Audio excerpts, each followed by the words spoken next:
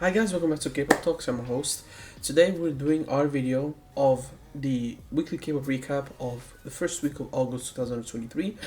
This video is gonna come out a little bit late because I was editing the other videos, and then I'm also taking a little bit of time off. I'm starting studying again, so life is starting again for me after taking a nice 3 weeks break, and therefore it's harder for me to keep that pace that I kept for a little bit. But now I'll have time to upload all of this because this week it's 4 videos, and I'll make sure they come out as I promised.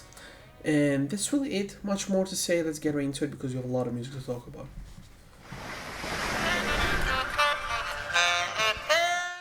First and foremost, we have Youngtak with Form. Youngtak is a decent artist. I'm not the biggest fan of Youngtak. This song is okay. I wouldn't say there's necessarily a lot of bad about it.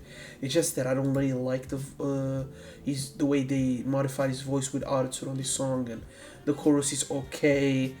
Again, I'm not the biggest fan of it personally. It's whatever for me. It's a forgettable track, but I can see why people like it. There's definitely a catchier chorus. It sounds very poppy and very, young. So for Youngtak, it allows him probably to reach a wider audience and whatever. But for me personally, I'm not the biggest fan of it. I still look at it and be like, yeah, it's whatever. For me, it's a very forgettable track. Next we have Quantum B with the Stars. Quantum B, this is the worst single she has released. I mean, it's not a bad song in my opinion. It's just that I think they tried to make her sound a little bit more elegant, look a little bit cooler than her other songs, which were already cool by definition, but they had a playfulness about them. They tried to go more of a serious, more like mature route. I don't think it really worked for her personally. They are definitely doing it because of her looks. And it says that she has a very serious look to her, so say they want to push that to her music. I just think that it doesn't come off as natural as other stuff. Now, funny enough, this is the song that got her first win at a music show. But yeah, I think overall it's a fine track. It definitely has its upside. I mean, Quantum B is always delivers at least good vocals minimum, so I don't really have much complaints. If not for the fact that I think that Quantum B should actually do the stuff that she was doing before and really work on that and improve on that instead of trying to make it sound and feel a little bit different than what it is, because I just don't think it crosses to the fans as good as her other stuff did, in my opinion. There's another Seeker song with Do or Die. Seeker has been definitely the surprise of this year, in my opinion. One of the best rookies of this year, 100%, in contention for Rookie of the Year. Everything KQ I think did from a marketing standpoint, and the way they've pushed different songs was very smart. Definitely smart to give them more of a hip hop vibe from the start. This song is pretty hip hoppy, I would say. The lyrics are fine, the flows are good. The song definitely has a catchiness to it, even for the average fan that might not be as much into hip hop. They've done a good job, I think, at making it more appealing to the average K-pop fan overall. So I think it's a good song. I'm happy to see a boy group actually doing something fun and something different. Not in the sense that it's original, but in the sense that they're working around this concept in a way that most other groups, if not all, the vast majority of them, they don't really do that. So give them credit, give credit to KQ, because Seeker is one of the West rookies of this year, 100%. Best rookie groups, obviously. Next we have A Blue with Mad. Honestly, this is another good boy group song that it has a very hip hop inspiration. It's done well. These guys have cool flows. They're decent vocalists, and the production, as simple as it is uninteresting as it is, I would say, apart from a couple spots, I think they do a good job with it. They have lemons, they give them these lemons, and they squeeze the best lemonade they could get out of it. So I'm not gonna necessarily be overly harsh on them. The mixing is good, the engineering is good, which is very, very uncommon for no groups. So yeah, again, I don't really see that, honestly. I've seen people talk shit about this song. I think the song is solid, honestly. It's not overly insane or anything like that, but it's definitely better than most bad stuff you hear, or like even decent stuff. It's definitely better than the average, I would say. Next we have 9i with Turn It Off. 9i is a very particular group, I would say, because I think they're good. I think they have talent, and the talent is obviously there. I just think that even in this song, it showcases their biggest problem, which is, so they want to have a cute concept. This song definitely, even considering the message and the positivity of it, wanted to have more of a positive image and a cuter concept, but they still went with a EDM beat with these very hard basses, which it's a fine contrast. I think it's a fun contrast as well, because it creates this thing that you don't really see in K-pop as much. But I don't think it was executed as well as you could. I think it creates a lot of moments where it feels awkward to listen to this song. It doesn't feel as smooth. It transitions from one part to the other, and therefore the cute parts tend to really, I think, come out and come off really, really tacky, and really uses a lot of the time. Having said that, I mean, there isn't much complaint from me, if not for the fact that I think for a group like this that has quite a bit of a talent, their company has to choose a road and go for it for at least a year or two, and then if you want to change, change. But I wouldn't necessarily like the fact that after a little bit they come back, you give them this kind of weird song in the middle where you don't really know where they're going. And also, what the fuck did they do to the guy's face? I mean, it's either the makeup, it's either some weird effect on the lens that makes them look almost not real, all of them, which is very weird to me. Um, but yeah, man, it's a solid song by a solid group. Much There isn't really much more to say in my opinion.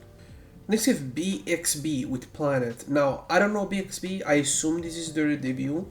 And honestly, if it is their debut, I think it is solid, very solid. It's nothing spectacular. The vocals can leave a little bit desire, but the rapping, sorry, not the rapping, the chorus is actually good. It's actually pretty catchy. I like how the song has moments of silence in there. Maybe more at first than towards in the middle of the song or at the end. But there's these moments where they try to change the pace of the song. They try to play around with what they have. And not just accept that that's the solution, and that's pretty cool to me in a way. So I think the song is fun. Definitely don't have like insane like expectation for the next comebacks, but I like the fact that the company tried something different and took risks, which is very, very uncommon in 2023 in this genre, in my opinion. Next, we have Cooing with The Summer Night. If I'm not mistaken, I'll check later because I'm not 100% sure. I mean, this is just a fun Cooing song. I really like the way she sings here, her energy, her her vibe in this song specifically really translates well to the audience and to the people that listen. I like the way she changed a little bit the ballad style. The guitar in the background is fun, so she changed a little bit more for a summer vibe, and it works. So yeah, I mean, I'm trying to appreciate more and more ballads, and Cooling is definitely one of these artists that is helping me doing that every time, every month, more and more and more, and every year really. Next we have Mamamoo with Dang Da Dang. I find this song to be quite disappointing personally for various reasons. I feel like I wish we'd have seen something different from Mamamoo. Plus, obviously, in this case, because I think Solar and Mumble are two very, very different artists. In my opinion, you could have played with those differences better, vocally, production-wise. I think of a song like Selfish that Mumble herself did with Silgi, for example. Like that type of thing, right? Contrasted with the rapping and the silky smooth vocals of Silgi to create one of the best songs, collaborations in K-pop history. But at the same time, now you get these other songs that are just basic Mamamoo, right? Let's take a sound, make a song about it, a simple chorus, and we take it home. And they've been doing this at this point for how many years? Probably 4, maybe 3, more than 4, and it got him a lot of success. I just think that you should change your pace a little bit, and when you have this type of two very different artists, you should take more of a stronger risk of doing something different. And they obviously have no intention of doing that because this is just a summer comeback. But they had a summer comeback last year that was better than this. So yeah, I don't want to really give them an excuse as much as Moonbuild is my favorite. K-pop idol, one of my favorite K-pop idols. These type of songs just make me feel like, you could have even not came back at this point if you're just gonna give us a decent song. Next we have DPR Ian with Peanut Butter and Tears. I feel like this song and this music video, in a way, really encapsulates everything that I think holds back Ian as an artist. Because I listen to this song and I'm like, there's some interesting concepts, interesting lyrics, but they're extremely lost in the sauce for different reasons. First of all, the music video is extremely distracting, to the point that it doesn't actually do the song justice. It doesn't help the song in any way. I think, considering the mood and the vibes of it, I think Ian does not help it with the fact that his vocals are not, they've never been that good. But on top of that, when he tries really hard to sing really good and stuff like that, it makes the song really feel flat. And I think this emo image of himself, of this guy that is very emo and stuff like that, it's like, I'm fine with that if you have to do it well and respect the emo genre as it is. But to make a song like this, which is very surface level, with some very cringy one-liners that if Tumblr was still a thing, they would go viral on Tumblr and whatever, I just think it's such a waste of time. And even when I look at the music video as an aspiring director, to me, this is one of the worst music videos you can really do, because it doesn't tell anything about the artist, but on top of that, there's, I think, a level of pretentiousness from the actual artist himself, which causes, I think, the music video to actually not be as good as it could be, or actually be as in fact as it could be. I think the use of AI does not work on this one. I think the way he used too much special effects does not work.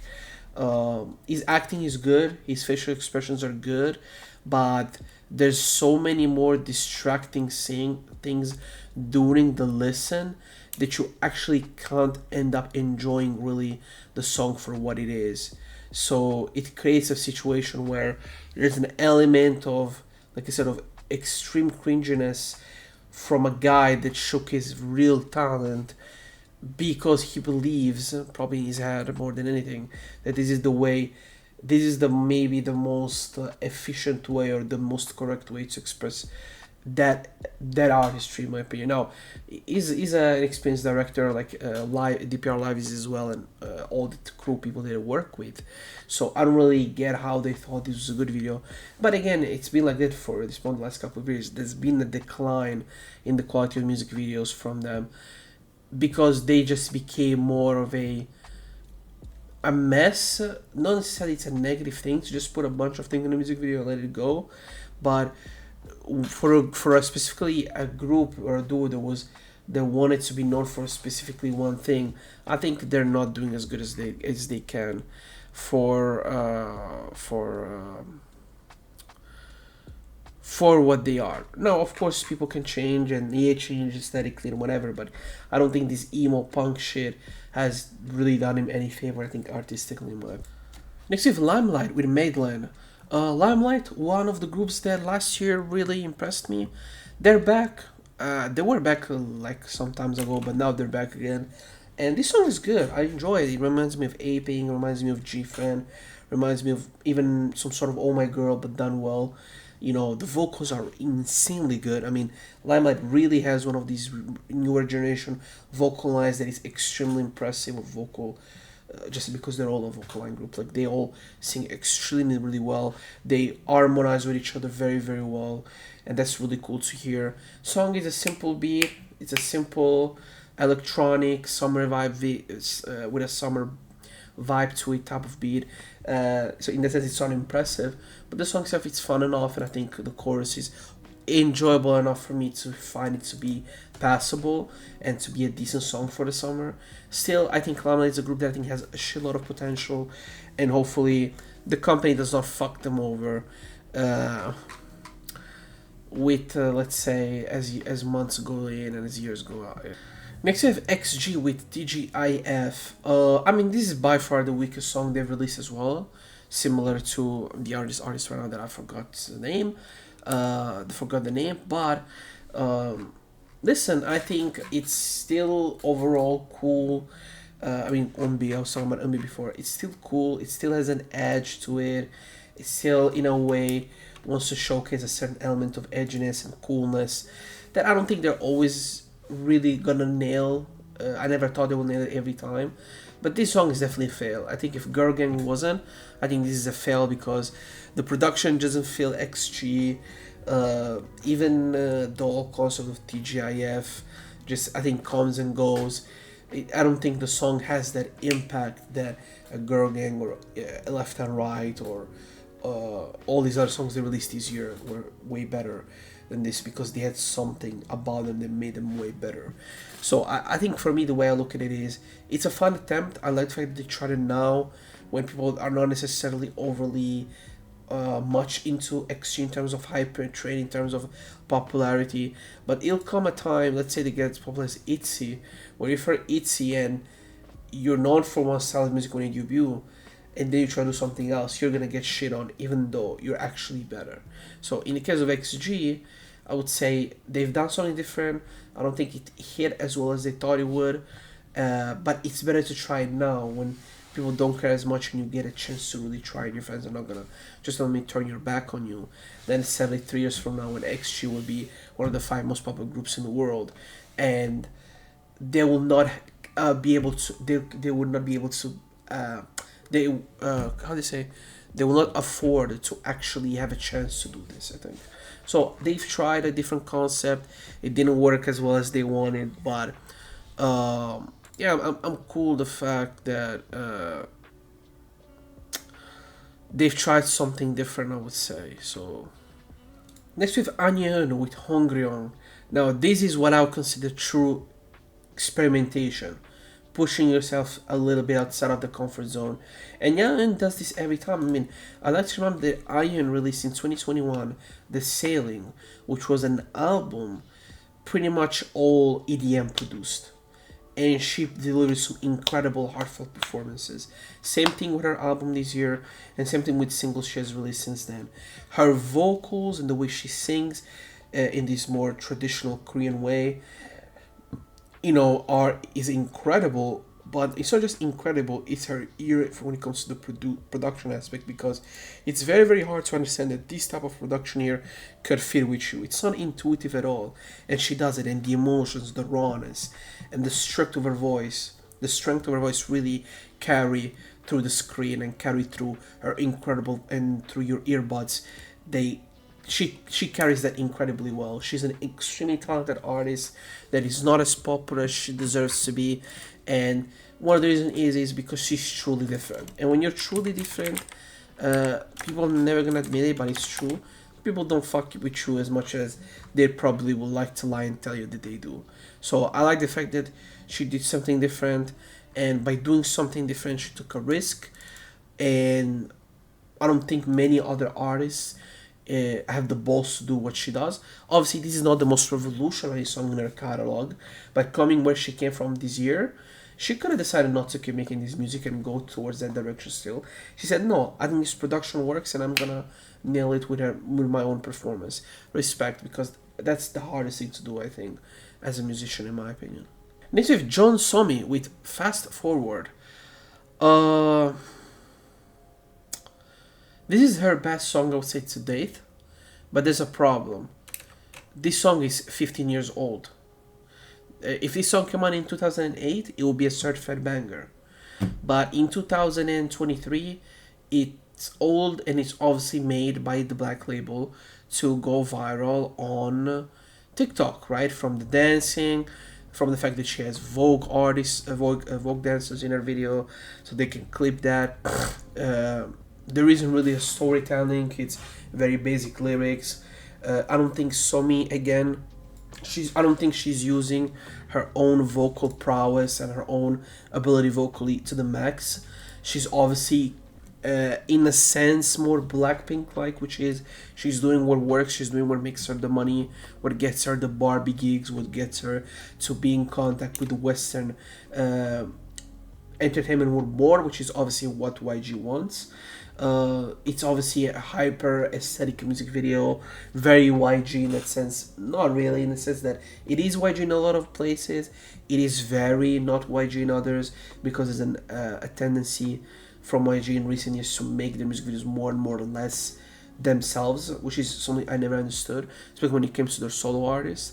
But yeah, from the chorus, I think from the dance, from the drop of the song, from the production, the way she sings reminds me of Ellie Goulding.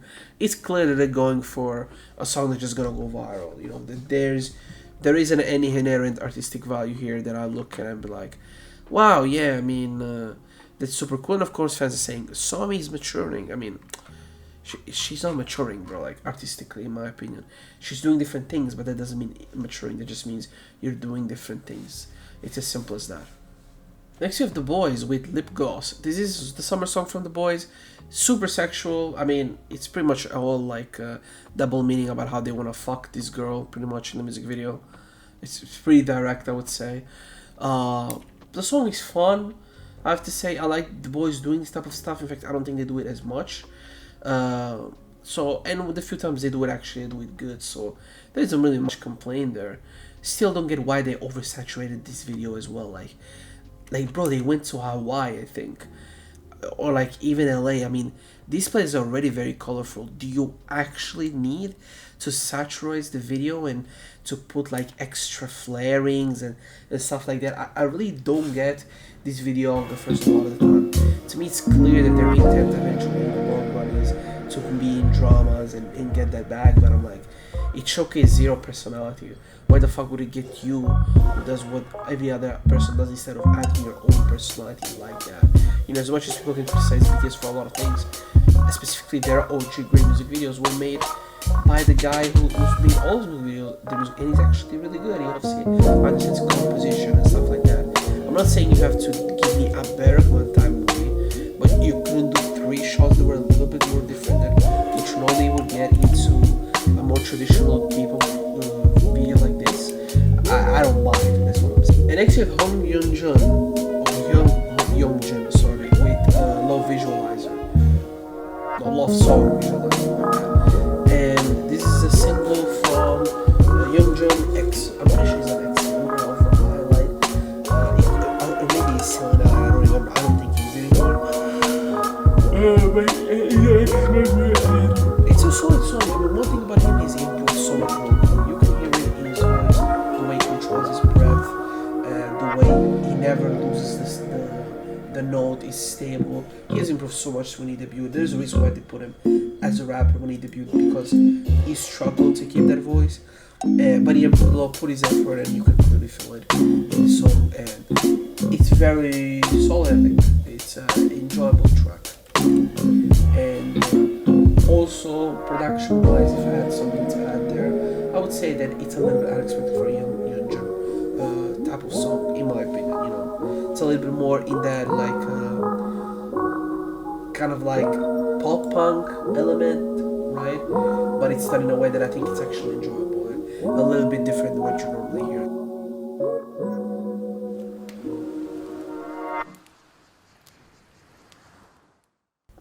And next we have Emily Gould with Mania, Where the Girls. And people say, well, Emily Gould does not do K-pop. And I'm like, I mean, I think she does, in my opinion. I think that for Emily, it's a good song in the sense that she's singing through it, she's showcasing different elements, rapping and beat changes. I think, though, she hasn't improved vocally that much from her first song.